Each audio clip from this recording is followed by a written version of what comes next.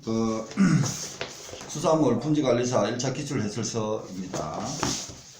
페이지는 156페이지입니다. 156페이지고 그리고 나서 문제는 40번부터 문제가 40번이 그 2에 40번입니다. 2에 40번. 제가 지금 해석을 하다 보면은 좀 이렇게 저도 이제 제가 제자지만 명쾌하게 좀 이렇게 안 되는 게 있습니다. 그거는 제가 다시 자주 또 다시 반복을 강의할 거니까 그때 하겠습니다.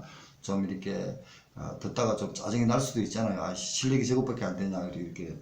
왜냐면 아는 거와 전달하는 거와 또 책성이 다르더라고요. 제가 능력이 좀 딸려가지고 그런 건 좀 이해해 주시고, 제가 이렇게 강의하다가 저도 뭐 보완하고 또 보완하면 이렇게 계속 합니다. 하니까 너무 막 쫓기지 마시기 바랍니다.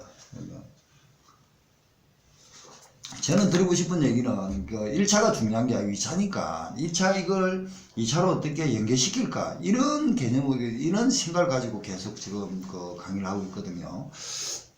그렇게 좀 봐주시고, 자, 수산물 유통론 2에 40번입니다. 수산물 유통시장을 고란시키는 원인이 아닌 것은 불법 의액물 판매 증가 하면 안 되죠. 수산업법에는 게 다 금지하고 있습니다. 원산지 포시 위반, 이렇게 이제 원산지법에 있고요. 위반되면은 좀 심각하죠. 법 같은 게. 중간 유통업체 과도한 이윤, 이것도 문제가 생기죠. 다양한 유통경로 등장.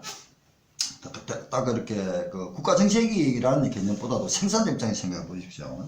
생산자 입장에서 다양한 유통경로가 등장했으면요, 개통출하, 산지 위판장이라든 중앙도매시장, 지방도매시장의 도매시장, 민영도매시장, 공판장에 있는 개통출하와 또 하루같이 이렇게 바로 그냥 직송해가지고 파는 그는 1대1 비용, 직거래라든지 또 전자거래 같은 게 많으면은 생산자 입장에서는 굉장히 좋겠죠. 그런데 이제 국가 정책적인 물론 지원해서 전자상거래도 지원하고 있지만 유통경로가 다양하다는 것은 그만큼 또 이게 보호가치도 무지하면 긍정적인 입장에서는 많아집니다. 왜? 그 사람, 그게 또 사람이 필요하니까.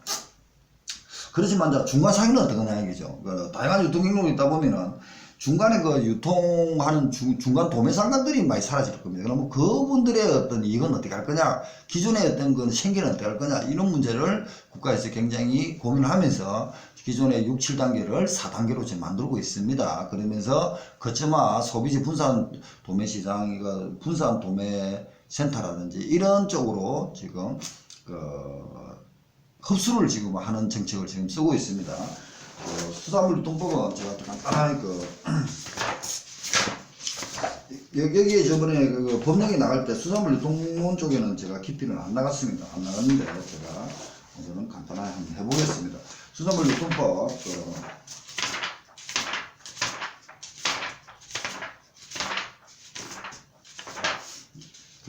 가장 중요한 거는 모든 게 근거되는 법을 가지고 공부하셔야 됩니다. 수산부로 경매사 농수산물 유통 및 가격 안전 농수산법의 하위 법령 이 책에 240페이지입니다. 232페이지가 수산물 유통법, 그러니까 수산물 유통의 관리 및 지원에 관한 법률입니다. 그 중에서 47조가 직거래, 35조가 골드체인, 저온 저장, 그리고 48조가 수산물 소비지 분산물류 센터입니다. 물적인 시설이죠. 49조 수산물 산지 거점 유통센터 설치. 이게 이제 4단계의 정책입니다. 그래서 4단계는 해수부에서 생산자에서 산지 거점 유통센터 49조로 갑니다. FPC라고 그러고요. 소비지 분산물류센터 48조. 그 다음에 분산 도매물류 소비자, 이렇게 4단계로 흘러갑니다. 그런데 시행구 찍어보면 소비자 분산물류센터 법 48조에 대한 개념은 어떻게 되어 있냐면요, 법 48조 1항에 따라 수산물 소비지 분산물류센터는 소비자의 수를 기준으로 유통비용 절감 효과가 큰 곳부터 순차적으로 설치한다. 수산물 소비지 분산물류센터의 시설기준과 운영에 필요한 사항은 해당 수산물 소비지 분산물류센터가 수산물을 공급할 수 있는 소비시장의 규모, 취급하는 수산물의 특성 등을 고려하여 해수부 장관이 정한다. 법은 어떻게 되냐 보겠습니다. 48조.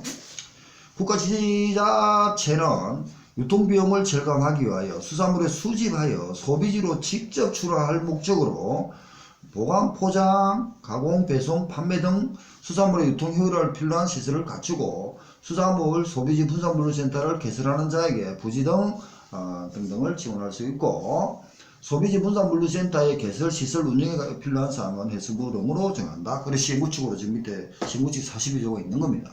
이게 지금 기존의 6, 7단계가 4단계입니다.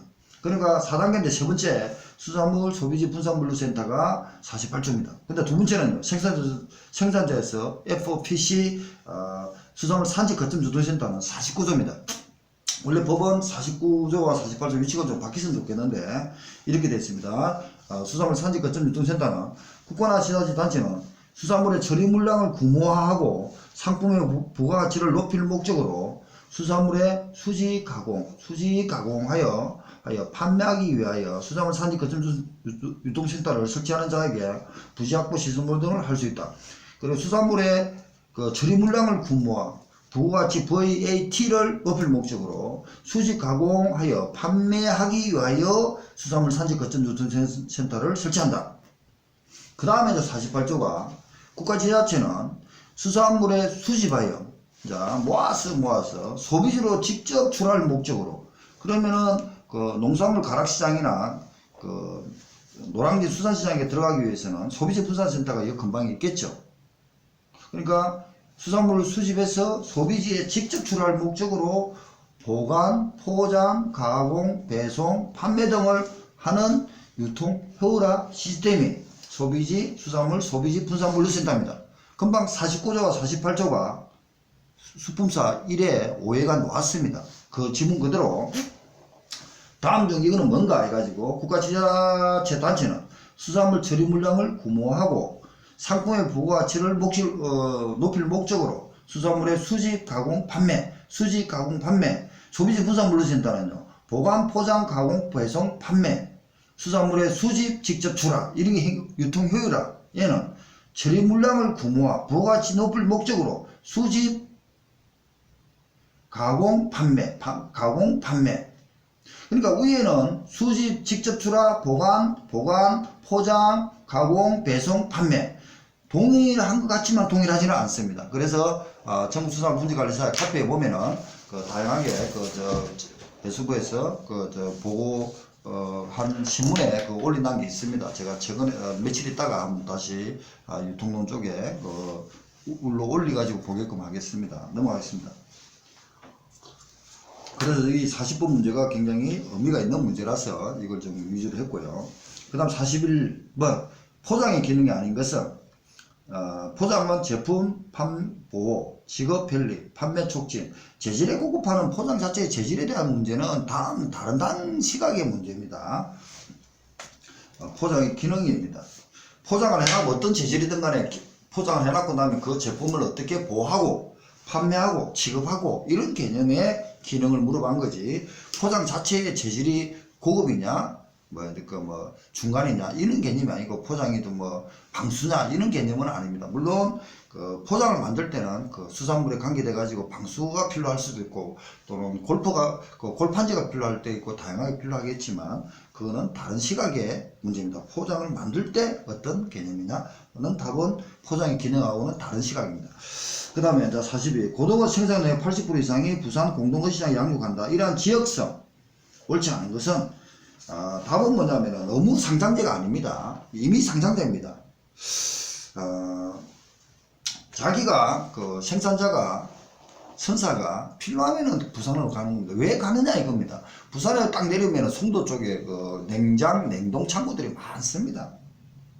그리고 고등어는 원양산이기 때문에 냉동입니다. 냉동창고 부산에 많습니다. 그러니까 시설 기반 시설이 많기 때문에 가는 겁니다. 그래서 일시 대량어획 수산물의 큰 규모시장이고 송도 쪽 가면은 냉동창고들이 밀집되어 가지고 보관이 유리하고 그리고 대량 생산 가능한 중도 민인이 어디라도 그런 존재하겠지만 의무상장제냐? 임의상장제는 아닙니다. 의무상장제는 무조건 고등어를 생산해 가지고 그거 갖다 여기 부산에 가야 된다는 겁니다. 그런 내용이 아니고 지금 뱀장어 같은 이런 거 말고는 있잖아요. 거의 임의상장제입니다. 임의상장제. 그러니까 생산자가 이익이 되는 산지 유판장이나 도매시장에 갖다 주면 된다는 겁니다. 그게 지금 임의상장제에 대한 장점, 단점을 해가지고 작년 수분사 2차 5회 2차 문제가 기출되었습니다. 자, 43번 시장의 유통으로 거래되는 원양상 오징어의 가격 결정 방법으로 옳은 것은 모두 고르십시오. 원양상 오징어입니다. 여기서 이제 입찰과 수입 매매, 전문 무역회사가 입찰과 수입 매매를 한다. 저번에 그 1회 강의할 때도 했습니다. 그리고 다시 42번 임의 상장제 말씀을 드리겠습니다.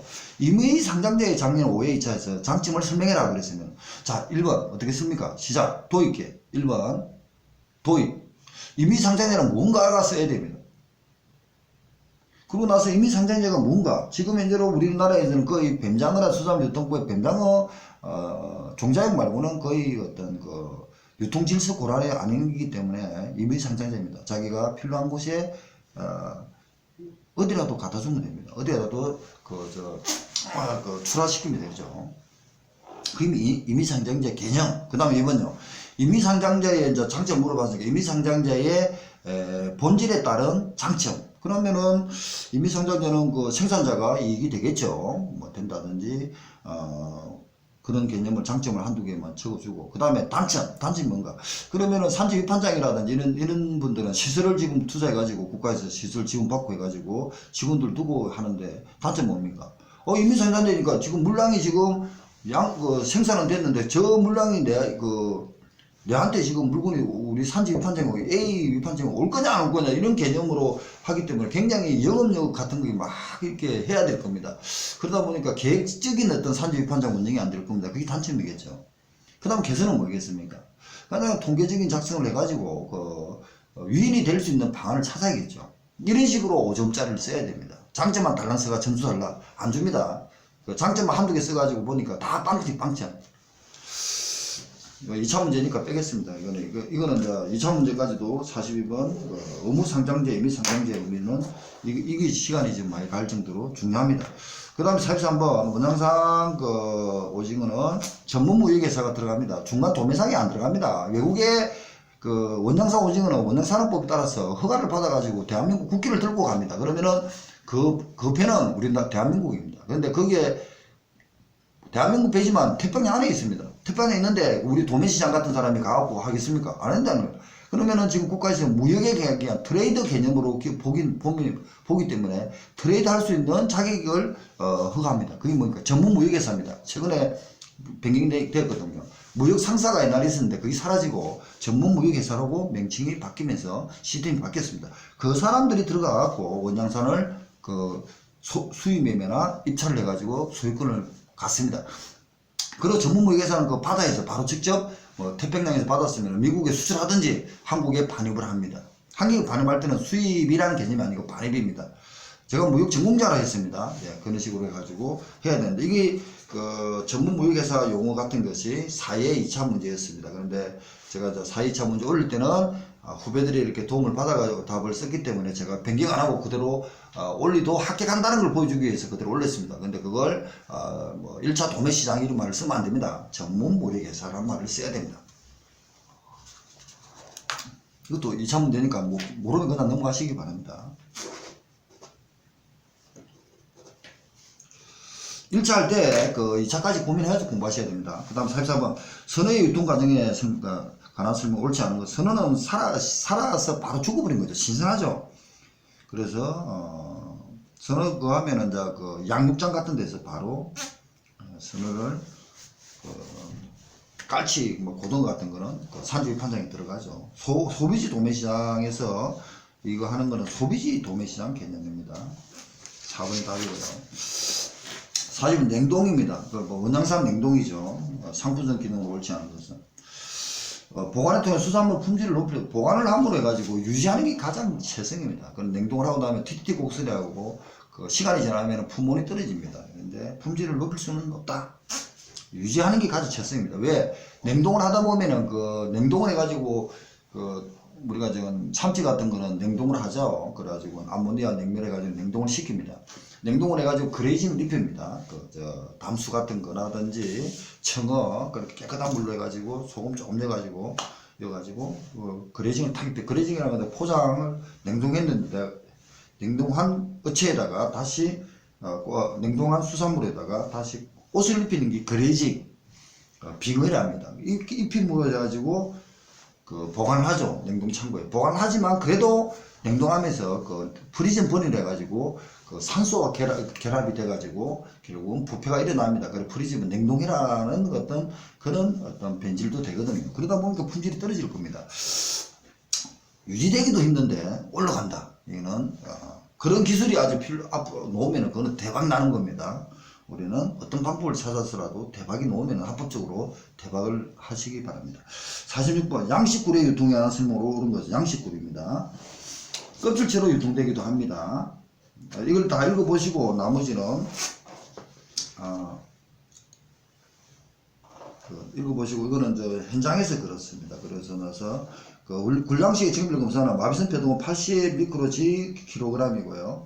그리고 0.8 미크로지 per 100g입니다. kg을 쓸 때는 그 80 미크로지 kg입니다. 이건 이제 오타가 100g을 미크로 쓸 때는 mg 쓸 때는 kg을 내주시고요. 그리고 미크로지 UG라 그러는데 미크로입니다. 미크로. U같이 보이죠? 미크로지 per 100g입니다. 그리고 분배계 대장군은 230 mpn per 100g입니다. 이런 거 수치를 많이 써봐 주시기 바랍니다. 저도 강의를 하면서 돌아서면 수치 헷갈려버립니다. 그러니까 80 mg per kg, 그리고 0.8 미크로지 per 100g, 그 다음에 분배계 대장은 230 mpn per 100g. 자, 37번. 수산 가공품 유통에 가지는 특징이 아닌 것은 특징이 아닙니다.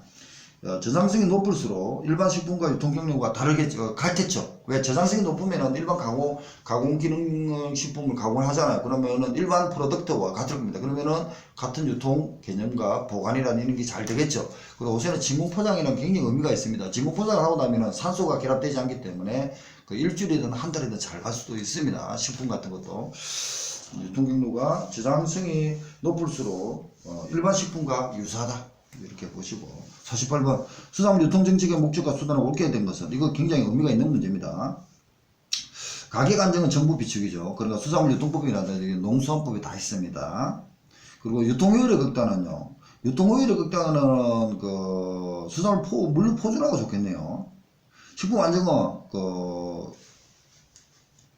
물가 감시가 아니고 식품 안정은 수산물의 검사겠죠. 그리고 적정 가격 수준은요, 물가의 감시라든지 가격 정보 공개겠죠. 이 48번 문제가 크로스를 잘 시켜가지고 정리를 반드시 해주시고 2차까지 준비해 주셔야 될 문제 같습니다. 그 다음에 이제 그 49번 민간입니다. 국가가 들어가지 않습니다. 민간 협력형 수산물 가격 수급 안정 정책은요, 유통 협력, 수산업 간첩, 자조금, 수산물 유통시설 지원, 국가에서 하겠죠. 수산업 간접은 민간도 할 수 있고, 그리고 국가도 합니다. 그리고 유통협력은 민간인 생산자, 소비자도 하고요. 자조금 사업도 합니다. 이 자조금 사업이 나중에 기술문제가 넣어가지고 완도 전복을 스스로 어촌계에서 하더라. 이게 뭐고? 그러니까 가격이 낮아가니까 홍보해가지고 팔라고 하더라. 광고하더라. 자조금 사업이 있습니다. 그리고 이제 수산물 유통시설의 지원은 국가 지자체가 지원하겠죠. 답은 4번입니다. 그래도 49번도 문제가 아래까리하면서 굉장히 의미가 있는 문제입니다. 그 다음에 50번 수산물 안전성 확보하기 위한 도입한 제도가 안전성입니다. 안전성은 뭡니까? 수산물 안전성 조사 맞습니다. 햅스 제도, 그렇죠. 그리고 수산물 이력제가 농산물 이력제는 농산물 분쟁할 법이 있지만 수산물 이력제는 수산물 유통법에 이관되어 있습니다. 지리적 보시는요, 처음에 시작할 때는 그 권리를 특허를 주는 입장이기 때문에 개인 생산자 단체였습니다. 그런데 지금은 지리적 포시를 하다 보니까 시스템이 완성되다 보니까 결국은 안전성도 확보되겠지만 처음에 도입할 때는 지리적 포시는 안전성이 확보가 아니고 국민의 생산자, 어촌계에 있는 데에 권리를 주기 위해서 도입한 겁니다. 50번 문제는 도입한 제도 이렇게 물어봤어요. 결과를 물어본 게 아니고 도입한 제도가 아닌 것이니까 지리적 포시가 답입니다. 이렇게 해서 유통론 이해를 일단 마치겠습니다. 유통론 이해가 1588과 1589회를 마치고 지금 바로 1588회 강의를 올릴 겁니다. 올리지 않으면 제가 내일도 강의하고 모레 금모레 4일간 강의하기 때문에 진도감이 못 나갑니다. 저 핸드폰 찍는데 용량이 있어가지고. 예, 감사합니다. 쉬었다가 3회를 하겠습니다.